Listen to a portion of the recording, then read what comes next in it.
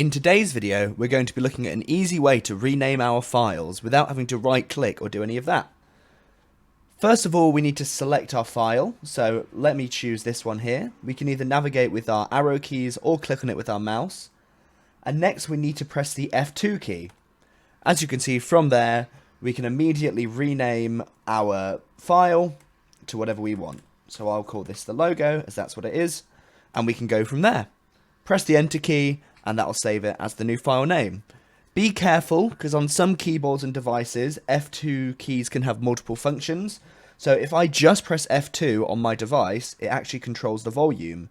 So in this instance, you need to hold the FN key, or the function key, to get it to do what it does, the F2 key. Thanks for watching.